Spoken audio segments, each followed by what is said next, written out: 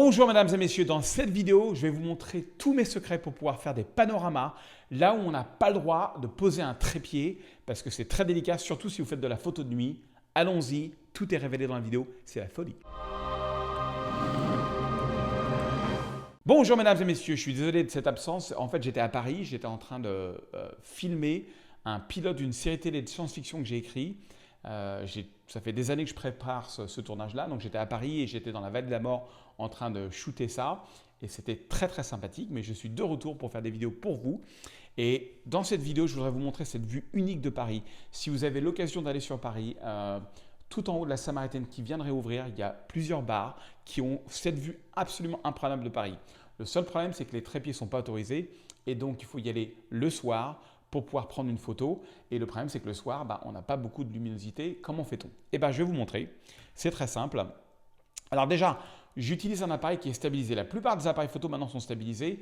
Et ma règle à moi, quand j'utilise un appareil photo stabilisé, c'est que je mets toujours sur le minuteur de 2 secondes. Il ne faut surtout pas oublier ça. D'accord? 2 secondes. Donc là, je suis à 2 secondes et je me suis mis à f4. La plupart des objectifs qui permettent de faire des photos de paysage ouvrent à f4. Donc je suis mis à f4. Alors f4, ça peut paraître pas assez fermé comme ouverture, mais quand on n'a rien qui est proche de l'appareil photo, c'est pas très grave. Et ensuite, j'ai juste bougé l'ISO. C'était quand même très tard le soir, c'était vraiment après le coucher de soleil. Et donc, je suis arrivé à 1250 ISO. Ce que j'ai fait, c'est que j'ai fait 3 photos. Donc, la première avec la tour Eiffel, ensuite la photo suivante ici et la photo d'après ici. La tour Eiffel étant éclairée, je vais devoir payer des droits à la tour Eiffel si mes galeries acceptent la photo, mais ce n'est pas grave. Je le fais à chaque fois, il n'y a aucun souci là-dessus. Ensuite, je sélectionne les 3 photos et je fais un clic droit. Je vais dans Fusion de photos, Panorama. Dans Fusion de photos, Panorama, donc ça va fusionner ces 3 photos. Alors, il y a 3 manières de ce qu'on appelle des projections. Alors, pour simplifier les choses, les projections, c'est des manières différentes d'assembler les photos. Donc, sphérique, cylindrique ou perspective. Alors, perspective ne va pas marcher dans ce cas de figure-là parce que j'ai remarqué que perspective ne fonctionne que quand on est à 35 mm, 40 mm. Il ne faut pas être trop large.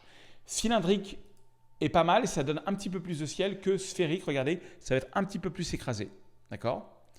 Mais ce petit secret numéro 1, avant de faire cylindrique, je prends l'option de remplir les bords. Remplir les bords, elle va utiliser une nouvelle fonction de Lightroom qui vient en fait à l'époque de Photoshop et ça va créer toute la texture de ciel qui manque dans le ciel et toute la texture dans le bas de la photo.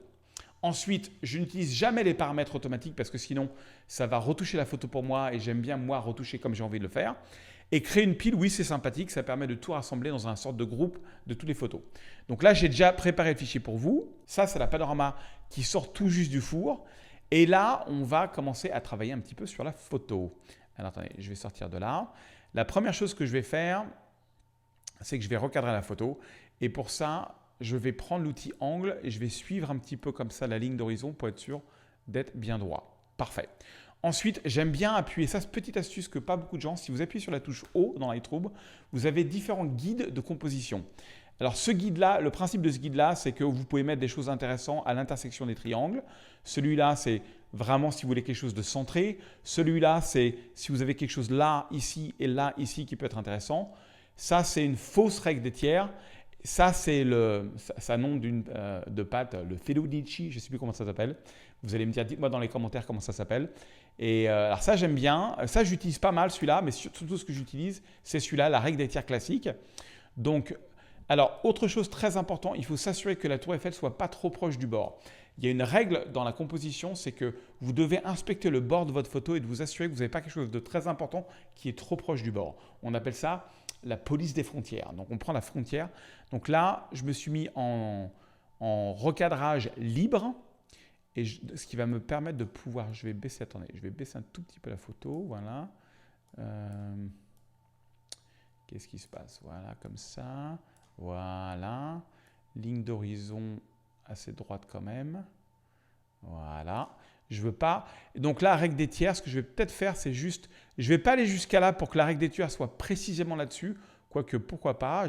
On peut tricher un petit peu. J'ai envie de donner que ce soit moins panoramique. Donc, je ne suis pas pile poil sur la règle des tiers, mais c'est pas mal.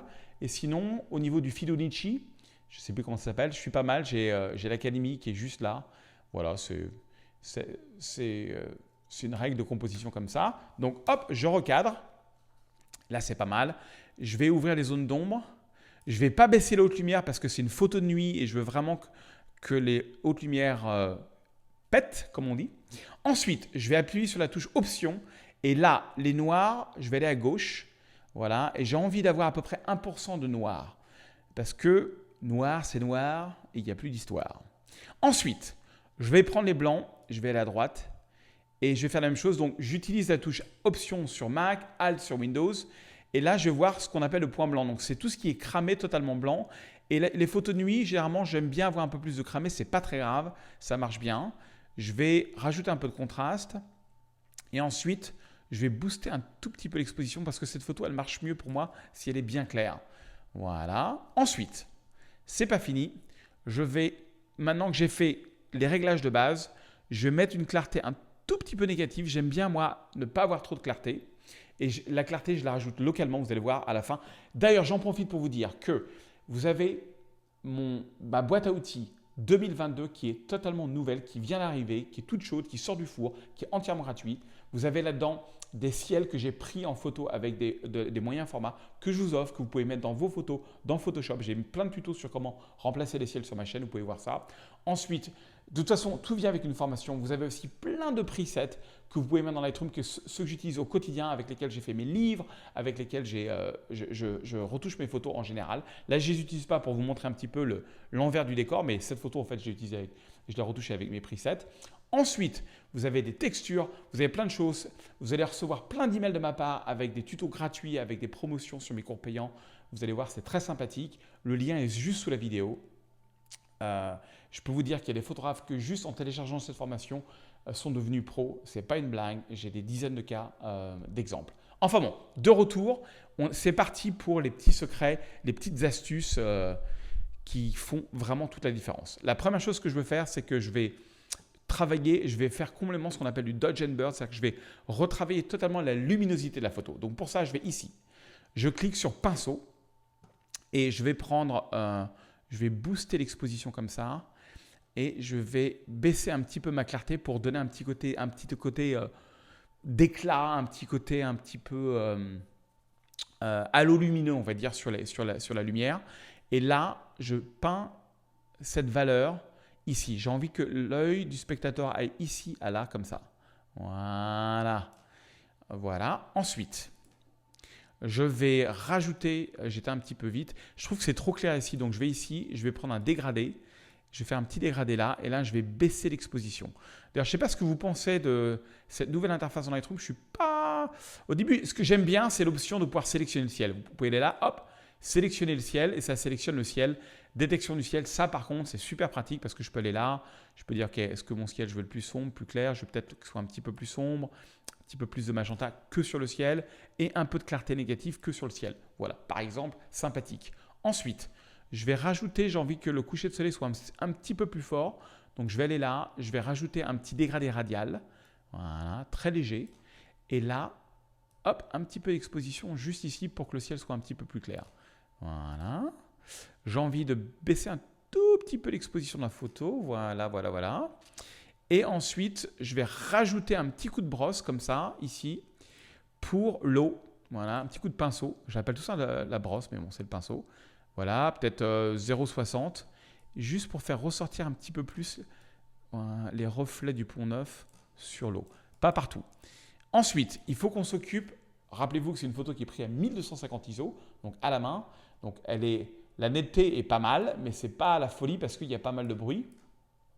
Mais c'est quand même bien, bien net. Donc, on va s'occuper un petit peu du bruit. Vous voyez, il y a du bruit qui est là. Donc, pour ça, on va aller dans la zone de détail. Et quand je suis à plus de 1000 ISO, généralement, j'ai une règle, c'est que j'utilise au moins 20 de réduction de bruit. Voilà. Ce qui fait que ça va flouter un peu la photo.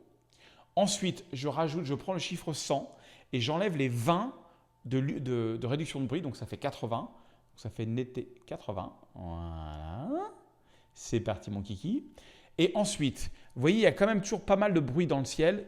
Ça, c'est parce que la netteté de 80 se fait sur l'ensemble de la photo. Or, nous ne voulons pas ça. Donc, je prends l'outil Option, enfin la touche Option qui est Alt sur Windows. Excusez-moi, Je suis Macintosh.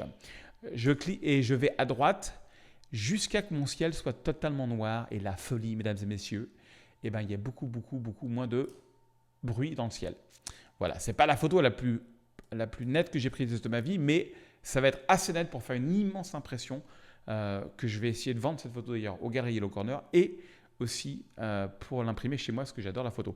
Alors vous voyez là par contre, c'est pas bien ça. Petite lampe là qui est proche du bord. Rappelez-vous, on ne veut pas avoir quelque chose d'important proche du bord, donc je vais faire comme ça. Voilà, c'est mieux. Bon, ça me dérange un tout petit poil, mais pas tant que ça. Une petite touche de lumière là, c'est bien, c'est sympathique. Alors, pour finir sur la netteté, je vais rajouter encore un coup de brosse. Je suis le pinceau, pardon. Et sur ce pinceau-là, je vais rajouter, écoutez bien ça, de la clarté, la fameuse clarté, et un tout petit peu de texture. L'idée, c'est, vous ne voulez pas rajouter de la netteté sur l'ensemble de la photo. Surtout, regardez, si j'avais pu être sur trépied, j'aurais fait une pause longue et je n'aurais pas eu cette eau qui est un petit peu râpeuse. Je n'aime pas l'eau râpeuse. Je vais monter une association 1901 contre l'eau râpeuse. Je n'aime pas ça du tout. Mais là, on ne pouvait pas avoir de trépied, donc j'étais obligé de faire une pause rapide et donc, on a une eau qui est un petit peu râpeuse. Mais si je rajoute de la netteté partout, ça va le rendre encore plus. Je vais vous montrer après. Donc, ce que je fais, c'est que je mets juste un tout petit peu de texture de clarté sur ma brosse et je peins ça juste ici pour faire ressortir la netteté et la clarté que sur les bâtiments, pas sur l'eau. Voilà. Parce que ce que je vois beaucoup de gens faire, je vais exagérer un petit peu, mais ils rajoutent beaucoup de texture et beaucoup de clarté. Alors ça fait complètement, ça détruit la photo pour moi. Pourquoi? Parce que, vous savez, quand j'ai commencé la photo il y a 15 ans, je faisais des choses comme ça, je rajoutais de la clarté, je faisais des trucs de ouf. Il y a des gens qui disaient que mes photos étaient radioactives. Et c'est vrai que la plupart des gens étaient impressionnés par mes photos, mais tout de suite les gens me disaient « mais tu as fait quelque chose, non? Ça, c'est pas naturel la retouche. » Et je détestais ça. Je suis là pour montrer la beauté de Paris, je ne suis pas là pour montrer la beauté de Photoshop. Donc, c'est pour ça que j'utilise une texture, une clarté négative et je la rajoute que localement. Voilà, j'espère que ça vous donne envie d'aller faire de la photo, de monter en haut, même si les trépieds ne sont pas autorisés. Si vous allez à la Samaritaine, allez voir le bar, c'est de la folie, c'est la plus belle vue de Paris. J'attendais cette vue depuis très longtemps. La voici, mesdames et messieurs. Je vous dis à très bientôt dans une nouvelle vidéo. Et n'oubliez pas de télécharger ma boîte à outils 2022. C'est de la folie pure. Je vous le dis, de la folie pure.